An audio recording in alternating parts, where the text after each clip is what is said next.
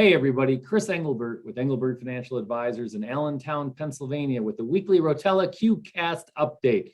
As you can see by my screen today, we are talking required minimum distributions. Now remember, RMDs are not just for older folks. We're going to talk about some more in the video at the end, so make sure you watch the entire video to see what's going on. But required minimum distributions have changed a lot in the last 2 years. So for example, last year in 2020, because of the pandemic, the IRS and the federal government waived you taking your RMD because they figured with account balances being down, why penalize people by having them take money out when their accounts are down?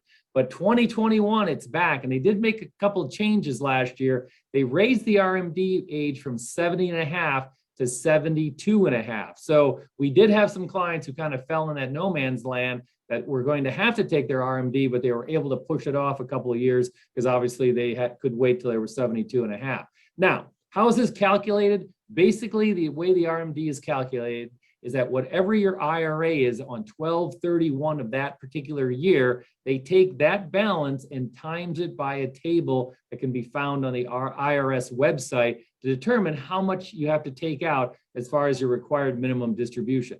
Now remember, your RMD, when you take it out, that counts as taxable income. And so for some people, if you need the income, you need the income. But for other people that have very large IRAs, they may be taking excess income that they don't need, and unfortunately, they'll be heavily taxed upon.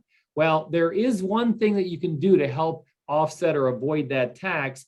You can fill out for a qualified charitable institution a form that then you send, or we send, or your custodian sends a portion of your RMD or all of it to that charitable institution. And then guess what? It's not counted as income for you, and it's a way to save money on your taxes. So if you're giving money to a nonprofit or a church or whatever you contribute to, what you can end up doing is you can end up doing it much more tax efficiently. So rather than write a check out every year, give them a portion of your RMD, and then that doesn't get counted as income for your 2021 tax year or any subsequent tax years that you do it for. Now, there's something else that's out there called a beneficiary IRA, and the rules have changed, and we're seeing a lot more beneficiary IRAs unfortunately happen. How do you get a beneficiary IRA? So for example, if your parent has an IRA and they leave it to their husband or wife, the surviving spouse then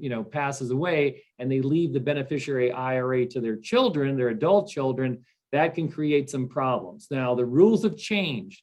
Pre-2020, if you inherited an IRA that your folks had already been taking an RMD out of, you could have continued at that particular rate. It was called a stretch IRA. And it was really cool because if it was only a couple $1,000s a year, you were only having to take a couple $1,000s a year out as far as required minimum distribution. But now the rules have changed on beneficiary IRAs, where any IRA that you inherit after 2020, you've got to take the money out within a 10-year period of time. Now, that doesn't mean you have to take all the money out at once. And we do a lot of different tax strategies where we say to somebody, hey, you're 60 years old, you inherited this beneficiary IRA, you got to take it out over the next 10 years. You plan to work for the next couple of years.